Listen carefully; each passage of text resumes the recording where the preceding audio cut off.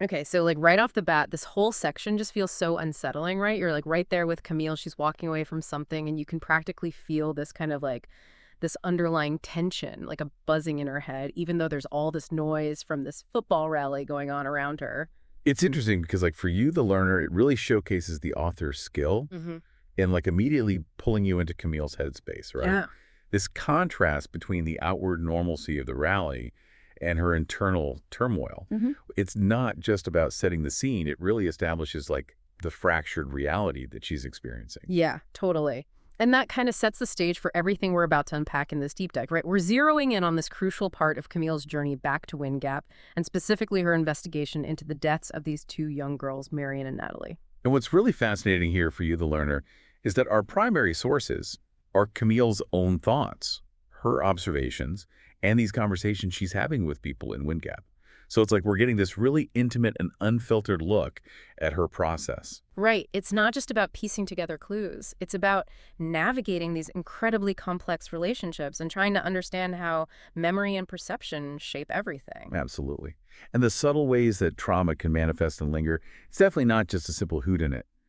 We're going to be right there with Camille as she grapples with these suspicions. She's trying to get information and she's navigating these really complicated family and community dynamics. Totally. So are you ready to like really dive in and unpack all of this with us?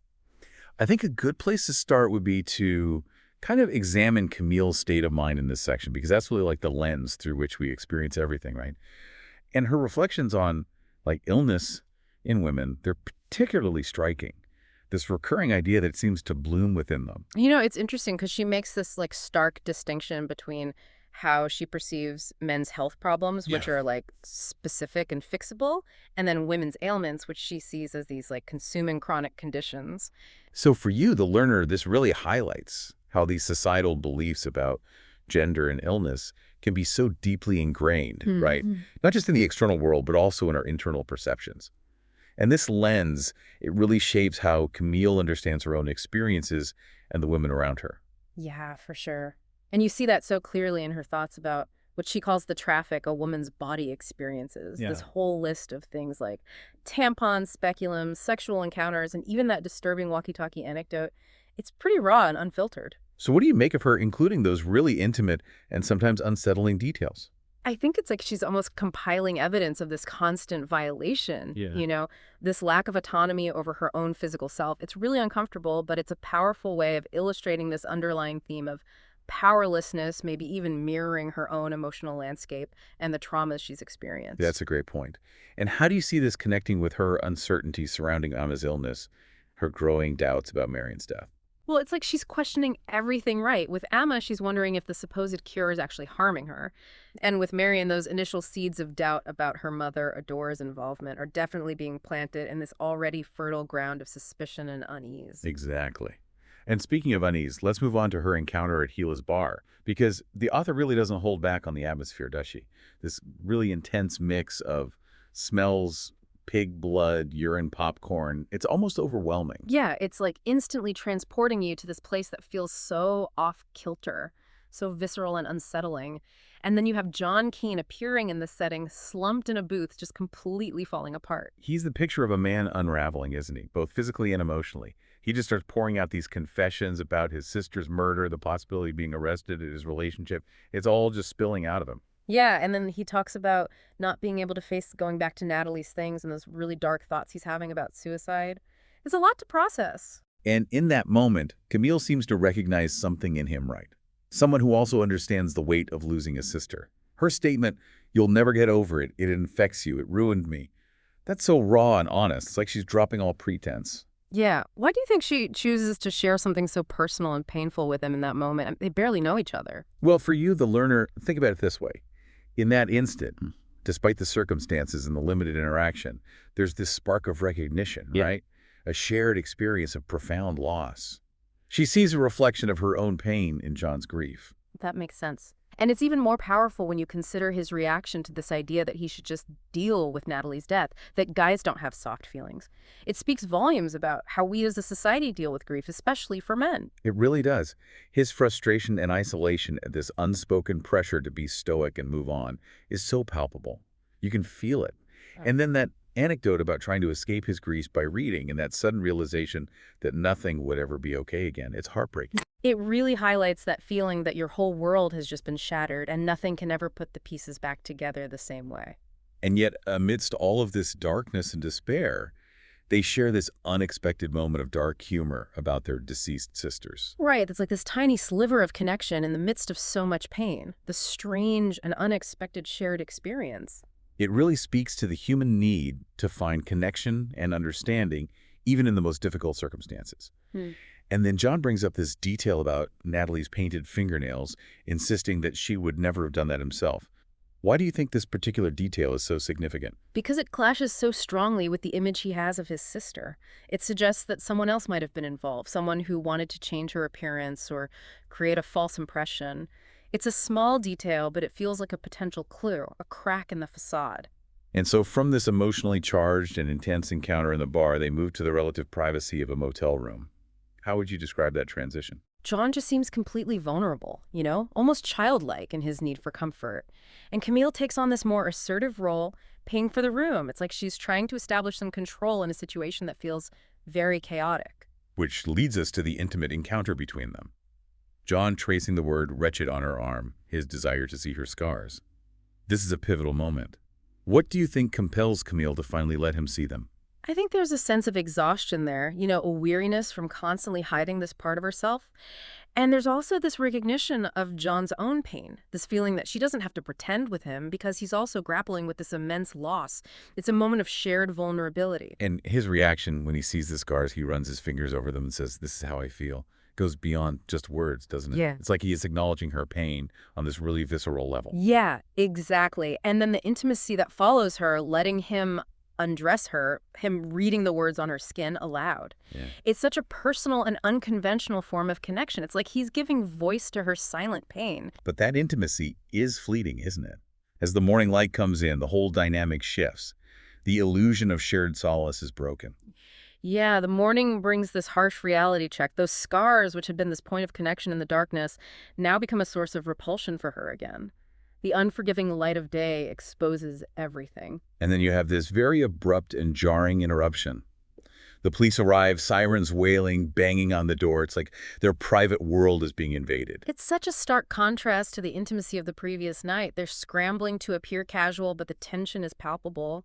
And then Richard walks in with that knowing smirk and starts asking these pointed questions. It just ratchets up the tension even more. And Vickery's presence, with his crude remark about them having a nice night, it really underscores the judgmental and suspicious gaze that they're under in Wind Gap.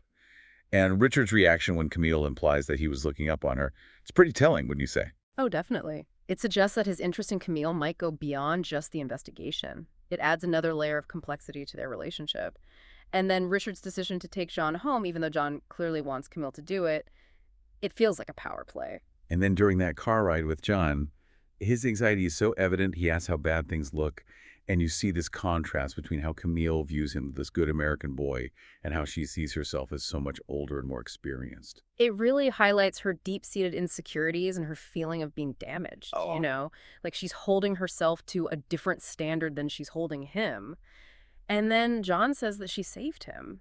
That's a powerful statement. It is. He's expressing this profound gratitude and connection, but Camille brushes it off with this disingenuous reply that almost echoes her mother's mannerisms. It's like she can't allow herself to fully acknowledge the impact of what happened. And her final thought as she drops him off, no one can prove anything happened. It just emphasizes her awareness of the potential consequences and her need to control the narrative. So we move from that tense scene to the confrontation at the police station early the next morning. Richard's exhausted, and Camille immediately tries to downplay what happened. But his question is so direct and so brutal, it cuts right to the heart of things. Isn't that what y'all discussed when he had his dick in you? Wow. Wow. It's such a deliberately vulgar and confrontational way to phrase it. But you see Camille's anger flare up in response. What do you think is driving that reaction? I think it's a mix of defensiveness and a genuine desire to protect John. She's furious with Richard for his judgment and for how he's handled the investigation. And in that anger, there's this glimmer of realization that maybe Richard himself isn't entirely convinced of John's guilt. Right. It's like she sees a crack in his certainty. And his response, Camille, despite what you think, you don't know everything about this investigation. It definitely suggests that there's more to the story than she realizes. For sure. And Camille's sarcastic remark about staying airtight despite their own sexual history, it's her way of trying to deflect and regain some power in a situation where she feels very vulnerable. Her attempt to appease Richard by kneeling before him, it's almost disturbing. It echoes these past dynamics. And his rejection of that gesture, it feels like a shift in their relationship. He kisses her on the forehead and says, "That won't do it, Camille." It's like he's setting a boundary. So following this very emotionally charged encounter, Camille seeks out Katie, Lacey Brooker. Ah. Why do you think she goes to her? What makes Katie a potentially valuable source of information? Well, Katie's so embedded in the community, right? She worked with the girls at the school, and she has this history with Camille, so she represents a link to both the victims and the town itself. And the setting, when Camille arrives at her house, Katie's sunbathing on the Widow's Walk, it creates this deceptively peaceful image that contrasts sharply with the information she ends up revealing. Yeah, and her greeting is surprisingly warm considering what we know about their past interactions. It's like those old grievances are temporarily set aside. It shows how complex these small-town relationships can be. And as they talk, those details trigger specific memories for Camille, connecting Katie to certain events and people from their shared past. Right, and then the conversation turns to Anne and Natalie. At first, Katie's recollections are quite pleasant and nostalgic, but then she mentions the incident on sewing day, and that's where things take a darker turn. That incident with Anne stabbing Natalie in the cheek with a needle and Natalie's almost emotionless reaction, it really suggests this underlying aggression and a lack of empathy. It's pretty disturbing. And Katie's comment that they didn't really need a reason to lash out, it's unsettling. And then when Camille asks if the girls were picked on at school, Katie's response that, ha ha ha ha ha, it's almost cruel, like she's dismissing any possibility that they were victims. This really jarring moment. Yeah. And then she suggests that Camille should ask Amma about their experiences at school, which seems like a significant shift. Right, and her description of Amma as like us times three with a major mean streak, and that comparison to Camille's own behavior in high school with Leanne, it draws this disturbing parallel between them. It suggests a pattern of aggression that might run in the family or even within the community itself. And the specific examples of Amma and her friends bullying other girls are really hard to hear. The way they treated the overweight girl, the flat-chested girl, and that incident with Rana Deal, it's a pretty bleak picture of their social dynamics. And when Camille expresses disbelief at their young age, Katie's response, "We came pretty damn close, Camille." It's chilling. It's a reminder that this darkness might have always been present in Wind Gap. And then she drops this bombshell that Amma fucked with Anne and Natalie a lot, which completely reframes our understanding of their relationship. It does. And then her observation of Camille's mother adores strange interest in the girls. The tutoring, the after-school care, the constant watching, it plants these seeds of suspicion. Yeah, that image of her mother at the fence, hungrily looking in, it's so unsettling. And then just as the conversation seems to be reaching this crucial point, Katie just shuts it down. She starts gossiping about Camille and Richard and then delivers that final cutting remark, "Get home and wash yourself, you stink." It's meant to be demeaning and dismissive. It's like she's deliberately trying to hurt Camille. And it leads directly into Camille's increasingly dark and ominous thoughts about her mother. All of these fragmented memories start flooding back. The skin peeling the unchanging blonde curls her mother surrounded by violent teenagers. It all builds this sense of dread. And then those central questions about the painted fingernails, were they done before or after Natalie was strangled? It's clear that her suspicions are now firmly focused on her mother. And that final line, "You're crazy to think what you're thinking. You're crazy to not think it." Oh, well. It perfectly encapsulates her inner turmoil as she grapples with these disturbing possibilities. So we've covered a lot of ground in this deep dive, haven't we? We've explored the complexities of grief, the way our perceptions shape our understanding of events, the lasting impact of trauma, and the secrets that can hide within families and communities. As we wrap up, I want to leave you, the learner, with a couple of things to think about. How do you interpret the shifts in Camille's perception of her mother throughout this section? What do those changes reveal about her own internal struggles and the way she views the world? And how does the atmosphere of Wind Gap itself contribute to the events that unfold? Does it shape the characters and their actions? These are all questions worth pondering. It's a reminder that the past can have a powerful hold on the present, and that sometimes the people closest to us can be the most difficult to understand. The lines between good and bad victim and perpetrator, they can become so blurred, and in Wind Gap, that blurring can have devastating consequences. It leaves you with this lingering sense of unease, a feeling that something is deeply wrong in this town, and that the truth might be more disturbing than anyone could have imagined.